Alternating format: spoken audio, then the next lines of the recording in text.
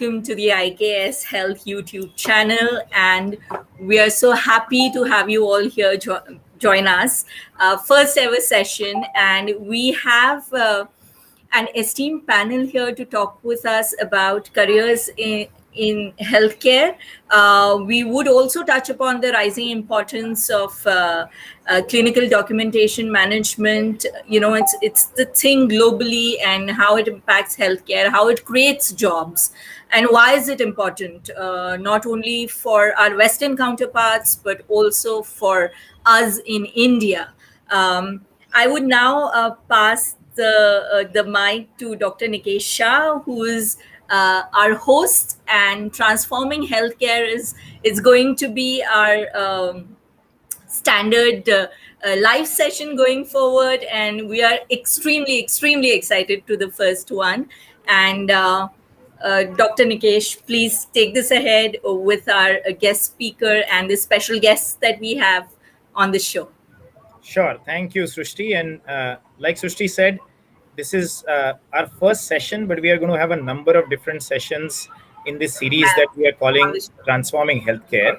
And part of our goal is to really our first session, but we are going to have create the awareness for people who are aspiring medical graduates or folks who have been in clinical practice and want to consider alternatives that are both clinical in nature, but also some other careers, both at IKS, but even more broadly. So this is part of our endeavor to create a little bit of a movement and broader set of awareness. So today with me on our panel, we have two of our esteemed IKS employees, Dr. Ismail Syed and Dr. Shreya Sen, both MBBS graduates that joined us about a year back. And so we'll hear from them on what has been their journey, what motivated them to join IKS, what apprehensions they had, and how has it fared.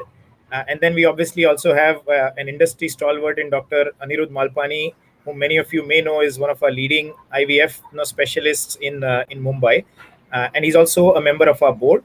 So we'll also get to hear from him as he kind of has seen the healthcare landscape evolve over the last several years on how he views the medical careers today relative to what they were several years back. And so it'll be nice to see kind of both ends of the spectrum. Yeah. Nikesh, everyone wants to know what dinosaurs used to think, right?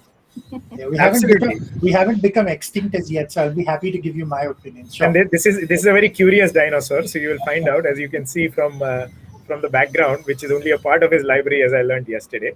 But yeah, so with that context, let's just jump right in. And Ismail, if I can start with you. Yes. Can you talk to us a little bit about what motivated you to even consider first a career outside of clinical practice as an MBBS person? And then how did you get to IKS, and what has been some highlights or even some lowlights in your journey? Okay, so hey, as Dr. Nikesh introduced me, my name is Ismail. I joined IKS sometime back in like around 1.5 years ago, like Jan 2020, like just before the pandemic hit.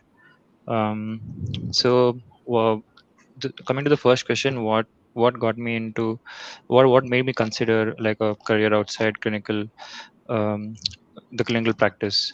So that's the thing, like when I was still a student, and when I was like clearing my exams final year, that time, like nobody, like none of my friends, like nobody was even aware that there are career opportunities outside of the clinical practice. But as usually, I mean, like after clearing MBBS, like the next step, what everybody assumes is like the PG, like the PG preparation and the PG training and stuff. So I worked for like a few years, like in a clinical setup. I worked in Goa, and after that I worked in like in a corporate setting, which was as like a stepping stone for my PG training. So I worked in like a company. It's called Marrow. In that company, that's when I realized that there are other fields out there, like there are other streams where you can try to work in the corporate setup rather than a clinical setup, and the experience is a little different. And at that point in my life, I wanted to try out new things. And then I realized, like, the corporate setup of the system, the side of the medical field, is something that I really wanted to pursue. And I wanted to so that was a major decision that I made, that I wanted to enter the corporate side. And in What my did your parents think about this, Ismail? Didn't people say, "अरे यार इतने सारे you got such good exams, तूने MBBS किया, you're finally a doctor, और तू क्या बैठ के अभी patient नहीं देखने वाला है क्या?" Yeah, that thing A lot comes of up quite a lot actually, because even in the medical, like even among the medical fraternity, right? The like a work, like a job outside of the clinical practice is, I would not say like frowned upon, but people like are surprised too when they learn that you aren't working as a like you're not practicing medicine like per se. Yeah, but then my family and all, there was some sort of like a little bit of a pushback kind of. They were like, why are you doing this, you should, why don't you just complete a PG and like go further ahead in that career. But then I told them like I want, this is something I want to pursue, like I'm more interested in the business side of things. And like sooner or later they relented, I but suppose you can but say that. how many of your professors must have said, "अरे यार फुकट का medical seat waste कर डाला, तू patient नहीं देखता है, as it is doctor की shortage है अपनी country में, और तू patient नहीं देखेगा तो क्या होगा बेचारे patients का?" Just curious. I'm lucky that I didn't. Maybe they must have thought about that like within themselves, but they never said it out loud like that. But yeah, I'm like I can see that people will say stuff like that. Mm, but thankfully nobody has come and told that to me outright. But I guess they'd see the passion that I have. I have like a passion towards working in the business, the field, in the business side of the whole clinical, the No, healthcare system. I'll give you an example. I mean, now the opportunities for you guys are so much more than what we had. When you did well, you either went to engineering or you did medicine. And if you did medicine, it was a fairly standard kind of thing. The only people who practically did non-clinical was the people who joined the pharma industry. Now, in that sense, of course, that is also non-medical or business. And it's very interesting that, in a way, your ability to impact the number of people when you join pharma, because as doctors is great, but ultimately it's still limited to one-on-one. So how many patients do you see in a day? 10, 15, if you're very busy, maybe 30. Whereas people who are actually working in pharma, in one sense, non-clinical, but who have that medical background, can actually impact hundreds of thousands of people. And that's only when you actually talk to them that you realize how gratifying some of these things are. But of course, it's not like there are lots of jobs available within the pharma industry, and it's not that you get to meet these people. But I think it's very valuable to understand that there are all kinds of perspectives, and not everything in medicine happens one-on-one in a consultation. There are lots more different formats and platforms which need to be explored. Exactly. This is the status quo. I feel that that we need to change, and I'm pretty sure IKS is on the path, on the right path to doing that. That which to allow or to make this opportunity, like more doctors and MBBS graduates to be aware of this opportunity, that healthcare has more than just a one-on-one interaction with patients. There's also like a different side. There's a whole different field which people aren't aware of. And Ismail, if you can talk a little bit about sort of what has been your experience at IKS, right, in terms of both the aspects that you feel your medical training and experience helps you do, Hmm. and are there other parts that like you said, you wanted to have a slightly business focused kind of career? Is that getting fulfilled as well? Yeah. So my journey in IKS has been smooth. In the beginning, the actually what I liked about IKS the best is they really they stay true to what they had, what their like their core principles are. They really value knowledge. So in this like in during the training phase, we are pretty much given free reign. They asked us to just make sure we get this down, like whatever we had, the HCCs and all those guidelines and all, because it is completely new for an Indian graduate. We wouldn't have even heard of these terms. So during the training period, it was extremely nice, and everybody was very helpful. They taught us what we had to learn, and their way of teaching wasn't too overbearing. They weren't extremely like you have to do this like today only, you have to finish it and all. It was more like it was more like they treated us pretty much like equals from day one. And after that thing really helped us give us confidence. And so once the training was done, our um, the job the clinical data reviewer, that's what we're doing. So now that is going on pretty smoothly. And I forgot the second part of your question actually. I was just saying the business side, right? You wanted to also get a flavor for the business side, Oh yeah, yeah, yeah. something That that is you Yeah, so actually, IKS is a pretty huge office, right? So then we get to see the different, like the rungs, like and there are different like the groups. I mean, not groups, what to say, different verticals. Like there's care, and there is practice, and there are several other like verticals. That's what makes you aware that not only like in the business, in like in any business, there are different aspects that is what's holding the business together, and there are different like levels that you have to reach for, like I wasn't aware of like the how the structure is anyways, because in the hospital it's most like there's associate professor, and then there's assistant professor, then associate professor, and then professor and HOD. But in the office, I mean in the corporate side, there is like manager, then the senior manager, and then there's like operations head, and like all of those terminologies and all is what I learned after coming over here. But And So I was not Ismail, pretty just much that, I think unaware. like you said, Ismail. See, one is the management part that you covered, right? But if I Hmm. look at it today at IKS, just only in our company, right, which is one organization in a sea of organizations now that work in healthcare, we have doctors working in the area of quality. We have doctors working in the area of training. We've also got doctors who do a lot of clinical documentation. We also have product development, technology. Like there is a bunch of opportunities just even within IKS, right? If some of you even want to Exactly. move into those, that also opens up a lot of avenues.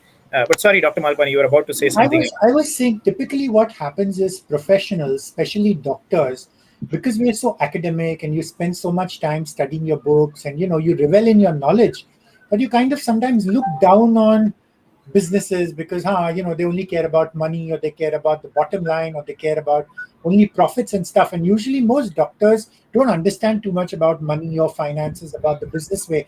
And in a way, sometimes that's why they often mess up a lot of things, because if you don't get your basics right, and there's really no exposure to the business aspect of healthcare at all.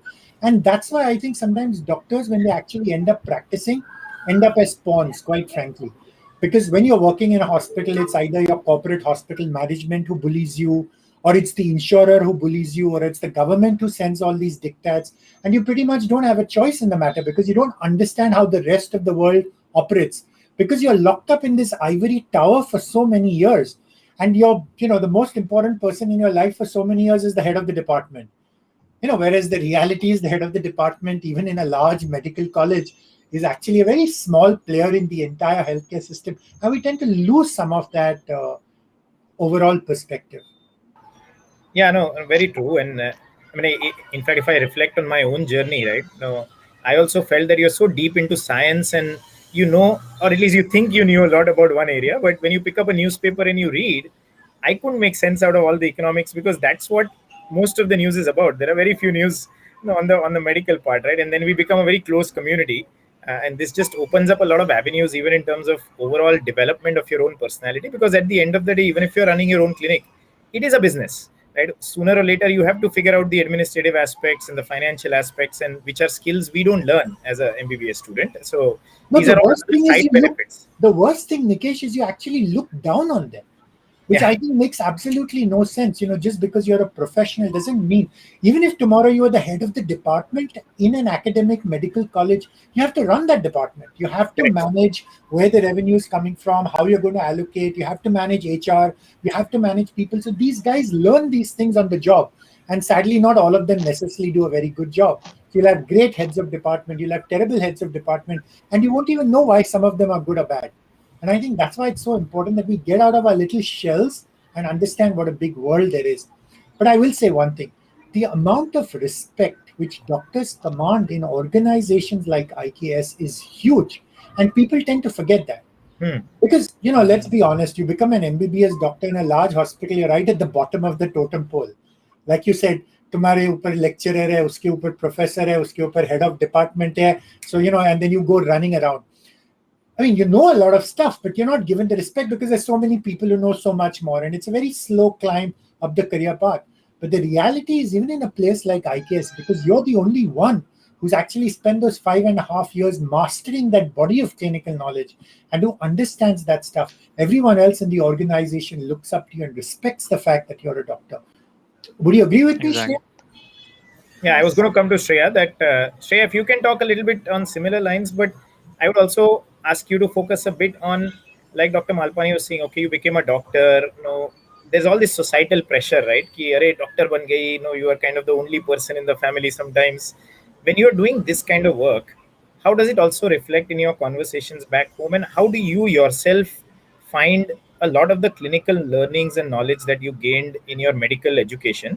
Is it relevant to your work? Do you feel that you're using it? If you can throw a little bit of light both on your sort of journey, but also more emphasis on some of these aspects, that'll be helpful.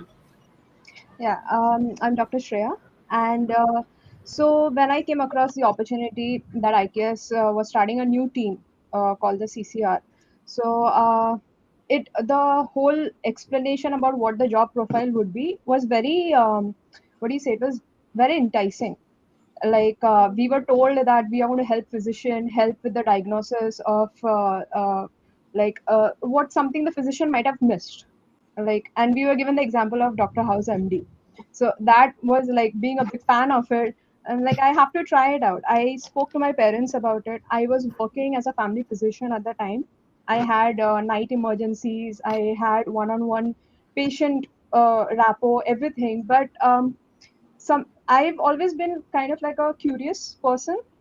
Like I want to try out different things. And while, like how Ismail said, that when we were in MBBS, we were never told that there are different ways. Like it's always like a preset path. Like you finish MBBS, you give your NEET PG, you do your PG, then you start your practice, or you join somewhere else. It's always the same. So when I came across this, I discussed with my parents. My parents have always been the type who have been like, do whatever you want. Like, we give you support. Do, like, like explore all the revenues that you want to. So I told them that this is something that I would like to at least see, at least try. If I don't like it, I can always quit. But at least, like I should give it a try and see what it is for an MBBS doctor to work in a non-clinical setting. So then I gave the interview, I got through. And like Ismail said, that IKS emphasizes a lot on knowledge. And that is also one of the things that drew me in. So I want, like, they built up my knowledge a lot higher than what it was. Like our team, we would discuss cases. We would have these very interactive sessions that normally I would not have in my own clinic. Like I there's no way of increasing knowledge rather than just reading about it, and that gets monotonous after a while. You don't have the same college life back again. But I had that with my team, so that kind of all like on my knowledge. And what happened was that I realized over the way that if I'm talking to somebody outside my company, if somebody wants to discuss their patients with me, I'm able to arrive quickly at the diagnosis than they are, because I have been going through patient charts. I have been able to see what treatments, what investigations, everything has been done. Like I'm not, yes, for the last 1.5 years, I have not been able to be talk face to face with a patient in a clinical setting, but somehow I've not lost touch. And I've been able to explain that to my parents, to my friends who did not understand what I was doing. But when I tell them the exact thing that I'm doing, even like my friends have also been very supportive in this, and even they have, like, not knowing that this is an option also, they have also been very taken aback that something like this can also be done. And also this whole NEET exam and PG, that option is always open, but like it is always there in the future. There is no deadline when it comes to age for a doctor to give those things, so that is there. But something like this, going for it is always like, it gives you a different perspective. So Shreya wants to have a cake and eat it too. When she gets fed up with IKS, she can always say, hey, I'm going to sit for the NEET exam. And given the fact that I've learned so much in IKS, my ability to do well on the NEET or whatever else is going to be far better than anyone else. But I think you brought out a couple of great points. I think if you start as a clinician, if you join a hospital, I think people forget how constrained the junior most doctor actually is. It's often very much a clerical job, which means you take the history, but the decisions are made by someone else who's a little more senior. And especially in India with the authority gradient, you're not allowed to ask questions. You're not allowed to say anything. This is what the boss says, and this is what the holy grail is. This is what you want to do. So that even if perhaps you can see that what's being done is not right, and that's often true in corporate hospitals, let's be honest, and let's call, a spade a spade, you can't do much about it. And effectively that starts I think, corrupting a little bit of, why did I become a doctor in the first place? Because you can't keep on turning a blind eye to some of the stuff which happens. So I think sometimes that's an issue. And I think if you start up for yourself, like you quite correctly said, you're in your own little silo. You see patients face to face, but am I doing the right thing? Am I missing a diagnosis? You spend sleepless nights. Who can I call? How can I find out? And I think the one thing you need to emphasize is IKS is a learning organization. IKS prides itself on the fact that we have to be on the cutting edge, because we're dealing with US physicians.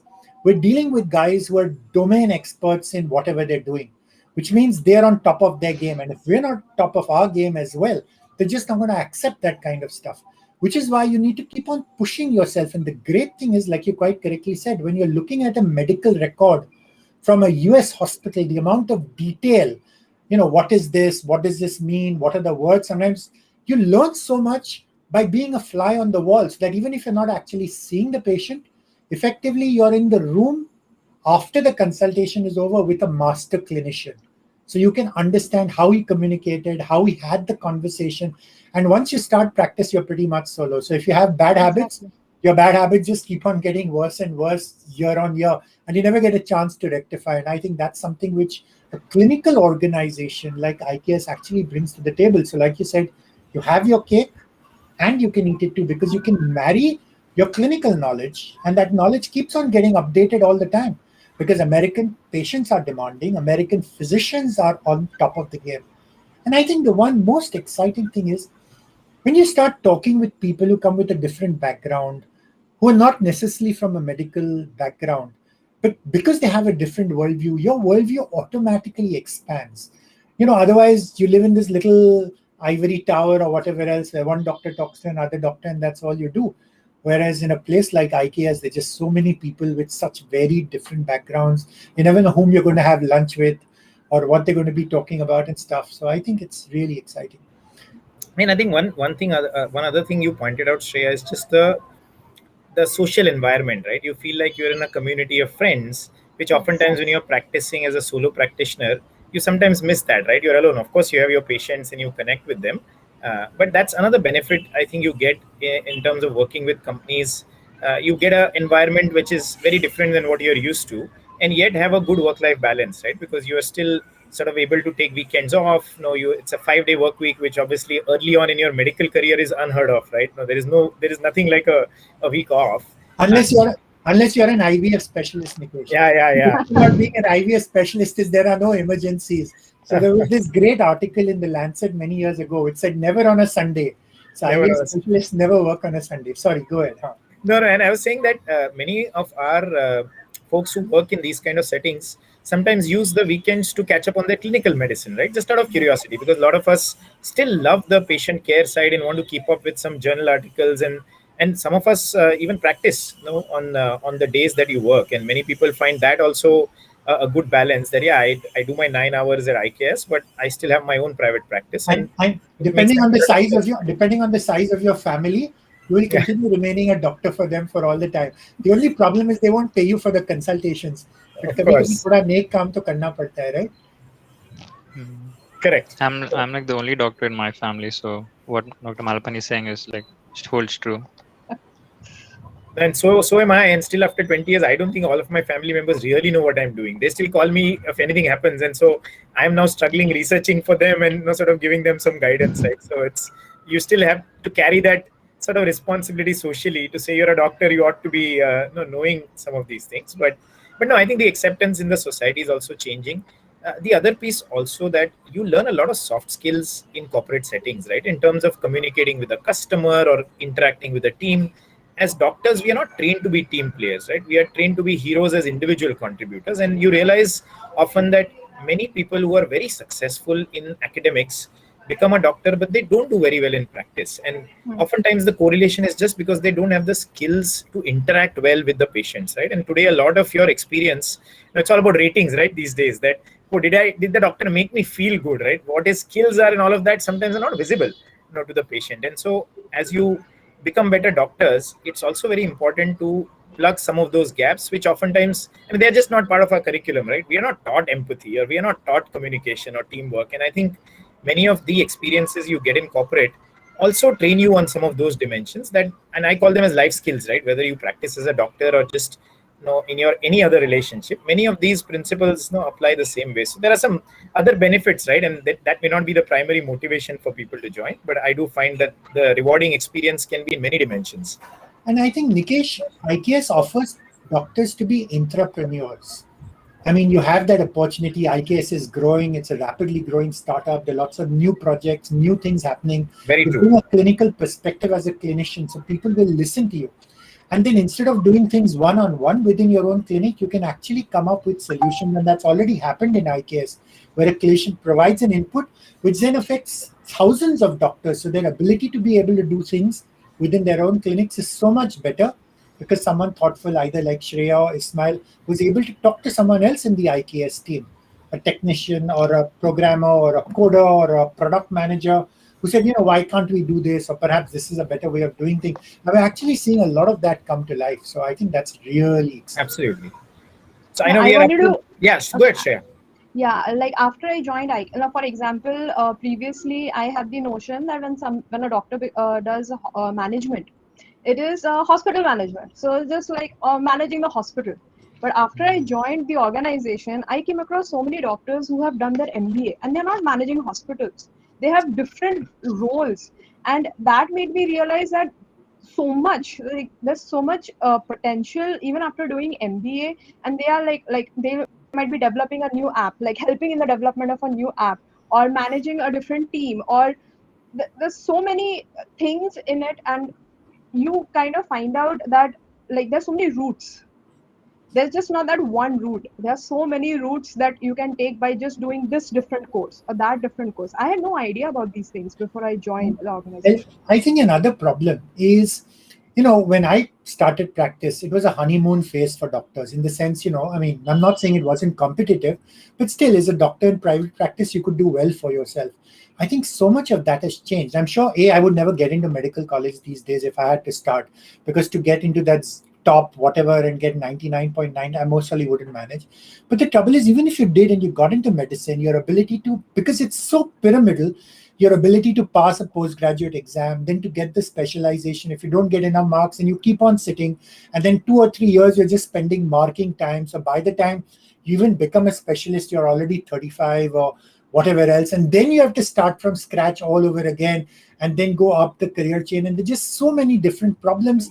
And often these are things which people don't talk about, and they don't want to talk about it because it's a sunk cost. Who at the age of 35 is going to say, what an idiot I was. I wish I hadn't done medicine. I wish I'd done this or whatever. So they cover up. But the fact of the matter is that today things are actually getting worse, because there's so much encroachment with the government saying, Ayush should become mainstream.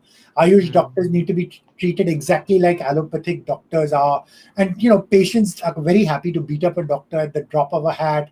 And now not only with corporate hospitals saying revenue targets, you now have insurers who say this wasn't done, that wasn't done, which means you're effectively becoming a clerk, a pencil pusher.